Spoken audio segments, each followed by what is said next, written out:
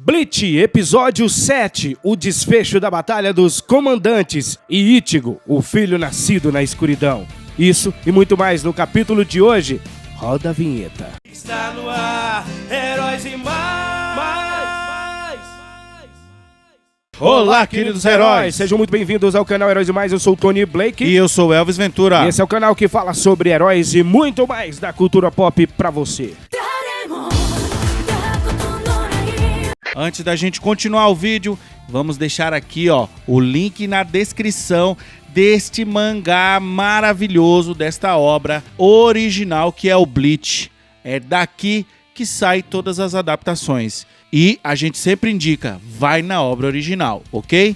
Nas nossas análises, a gente sempre divide em partes. Hoje nós vamos falar do prólogo, Adeus, Velho Yamamoto e o nosso querido Ichigo Kurosaki. Lembrando pra você que o último episódio acabou, naquele clima sem sabermos o que aconteceria com Yamamoto, porque ele encontrou ali o Rei Quincy e os dois se enfrentaram. Foi uma batalha sensacional.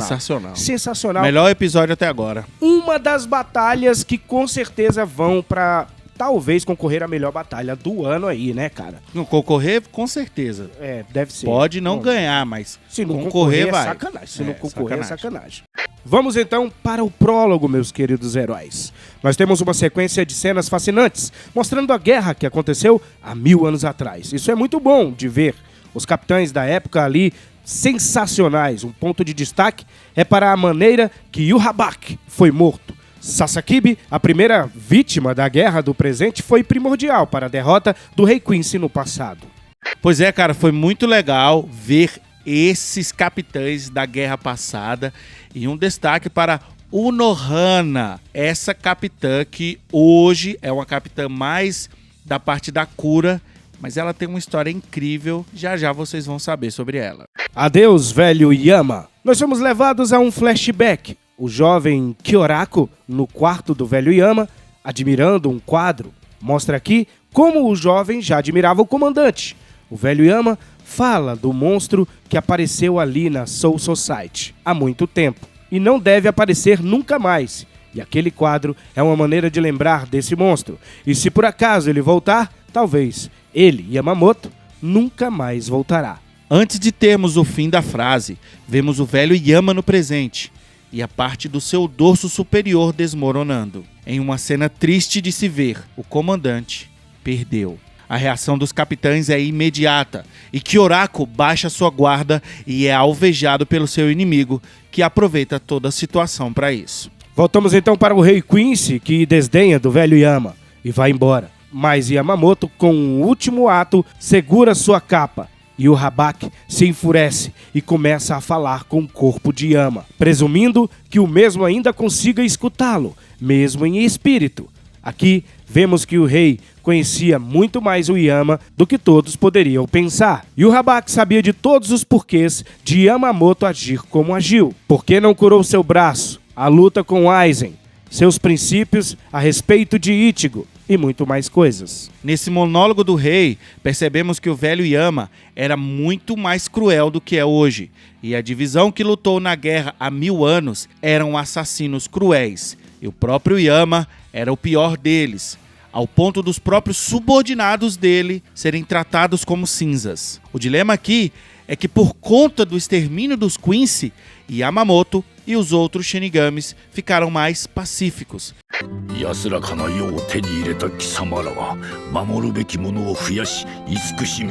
O rei ordena que todos os Sternritter destruam a Soul Society e vemos uma sequência de várias mortes, cenas de extermínios e crueldade para todo lado. O clima é de luto, desespero e ninguém tem mais nenhuma esperança. Ver todo mundo morrendo, ver essas pessoas sofrendo foi muito forte, galera. Muito forte. Esse anime é realmente um anime que, poxa vida, Elvis, a gente sabe que os animes eles são bastante fortes, principalmente um shonen como Bleach, certo? mas nós vemos aqui, cara, cenas muito fortes de desespero. Desespero. É, cara, e Pessoas a fracas não assistam, viu? Não, mas a galera do anime aí não são leite São com pera, fracos, não, são É, fortes. o que acontece, cara? A produção tá de parabéns. Tá de parabéns mesmo, principalmente a trilha sonora. Exatamente. Vamos pro próximo ponto, então. Ichigo Kurosaki. Então nós vemos Ichigo sofrendo por estar preso e não poder fazer nada. De súbito, depois de um grito de desespero, a prisão se quebra. E Akon aparece todo ferido, pedindo desculpas por só conseguir ajudar naquele momento. Depois, ele cai e vemos que ele está ferido nas costas por flechas Quincy's. Então, um Sternritter pergunta quem é Ichigo e se apresenta, mas não dá tempo. Pelos olhos de Ichigo, vamos em direção ao Quincy, que depois é destruído por ele, sem nem completar a sua frase. A chegada de Ichigo é percebida por todos na Soul Society.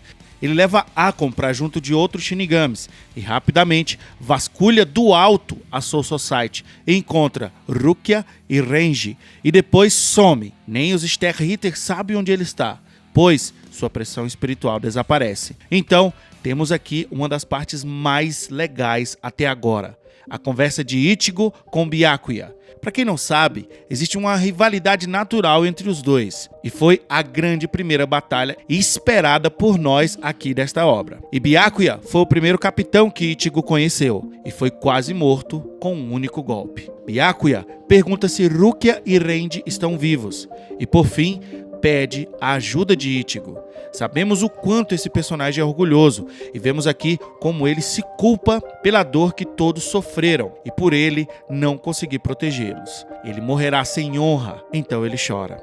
Admite que perdeu e agora Ichigo é para ele a única esperança e pede desculpas por pedir isso a Ichigo. Proteja a Soul Society. Proteja a Soul Society. Cara, é mais uma cena dramática pra caramba. E assim, você vê um cara como esse pedindo ajuda ao Ichigo. Poxa. E caramba, aí o Ichigo, ele tá naquele clima, né, Elvis, de sentir um pouco a vontade e a energia das pessoas lhe pedindo ajuda. E ele cria forças pra isso. E o Ichigo vai pra luta. Mas antes do Ichigo ir pra luta, a gente quer falar pra vocês sobre a nossa parceria com uma loja sensacional aqui em Brasília. Você é de Brasília? Isso. Pessoal aqui de Brasília, vai lá no Conjunto Nacional. Você sabe onde é o Conjunto Nacional? Todo mundo sabe Todo onde mundo é. sabe, todo mundo sabe. Não é possível. Você vai lá, vai encontrar com a nossa amiga Cláudia, nosso amigo Lucas e nossa amiga Alane. Isso. Lá na loja da Piticas do Conjunto Nacional. E lá você vai encontrar lindas, belíssimas camisetas. E se você gosta de anime, lá tem, né, Elvis? Lá tem muita coisa, cara. E assim, tem desconto especial pra você que vai lá e fala, olha, galera do Heróis e Mais, ó, mandou a gente vir aqui. Tem vários descontos em vários produtos lá, selecionados só pra vocês. O Instagram deles está aqui embaixo no comentário fixado para você dar uma visitada lá e conhecer os produtos, tá bom? Um abraço aí a todo mundo do Conjunto Nacional, loja da Piticas. De repente vemos em Ichigo, as gotas de chuva começam a evaporar antes de tocar o seu corpo. Ver tudo aquilo é insuportável para ele. O clamor de Byakuya desperta em Ichigo uma raiva imensa. O Sternritter B e o rei sentem o poder de Ichigo. O rei chama o Hashvalt para ir embora dali, mas a Zanpakuto de Ichigo impede o caminho do rei e ele aparece logo em seguida. Voltamos então a Byakuya e vemos ele falando sobre Ichigo e de como é a sua personalidade. O silêncio no fundo, enquanto só ouvimos a voz de Byakuya, dá o clima certo para a despedida do capitão. Muito bonita, triste, mas é bonita.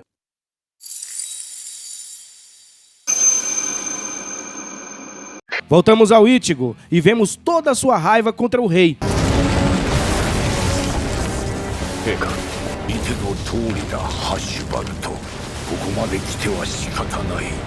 E o B pede para lutar contra ele, mas o Habak não permite. Detalhe para a ambiguidade do termo inimigo. Mais uma vez, isso é importante para entendermos o lado dos vilões e dos protagonistas. Quem está certo? Claro, a obra aponta que os Quincy's estão errados, mas existem nuances importantes para o outro lado também. A sequência de batalha é muito boa.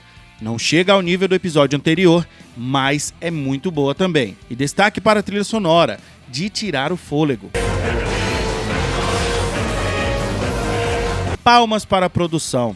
Até agora, a trilha se afasta dos clichês de shonen, usando músicas mais intensas e em linhas mais eruditas. Ichigo é superado pelo rei. Mesmo Tetsuga Tenshou não é suficiente, e o rei o imobiliza e o perfura com sua espada. A cena surpreende até o Sternritter B. Detalhe para a fala do rei: Ichigo será revivido e vai trabalhar para ele.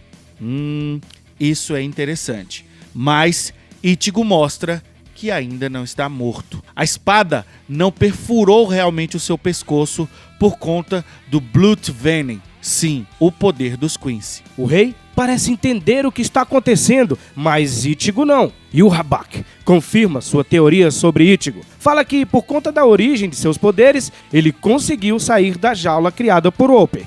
Ichigo não entende nada do que o rei está falando. Existe uma memória que está guardada no fundo da pressão espiritual de Ichigo, que por conta da luta contra Opper, desperta finalmente no momento que ele foi preso na jaula. E o Habak fala que Ichigo não sabe nada sobre a origem dele e nem da sua própria mãe. Percebemos agora muito melhor o porquê do interesse e até o medo do rei Quincy por Ichigo, que continua sem entender nada. O rei vai capturá-lo imediatamente. O poder do rei é insuperável e Ichigo mais uma vez é desacordado. E nem seu novo poder pode protegê-lo. Mas antes do golpe final, a sombra a qual os Quincy usam para fugir aparece e o rei fica surpreso com isso. O que vemos é que existe um tempo limite para os Quincy ficarem longe de seu castelo e precisam imediatamente ir embora. Mas o mais interessante é que, pelos cálculos do rei, eles teriam tempo suficiente. Mas ele lembra do Aizen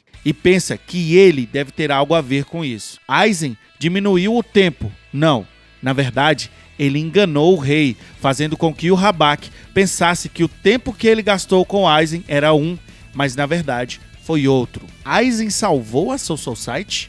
Presta atenção aí, cara. Um vilão antigo pode ter salvo a Soul Society, ok? Mas o que eu queria chamar a atenção, Elvis, era para o fato de não termos um deus ex-máquina aqui. Sim, claro. O Ichigo não morreu porque simplesmente houve toda essa trama por trás. É isso aí. Mais um ponto justificado, pro roteiro. né? É mais justificado. Um ponto aí. Realmente é bem justificável por que o Ichigo não morre ali. Além do tempo que os Quincy têm de ficar ali, o rei não quer matar o Ichigo.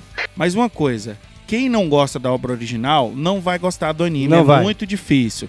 Então, vai lá pro mangá, lê a obra original, entende o estilo do autor, e aí, se você gostar, talvez você goste do anime. Exatamente, vamos pro final então? Ichigo não quer deixar o rei fugir e ataca desesperadamente, mas o Sternritter B o golpeia, quebrando a sua espada. Ichigo fica paralisado. Nosso protagonista, a esperança do Capitão Byakuya, foi completamente derrotado. E antes de ir embora, o rei fala: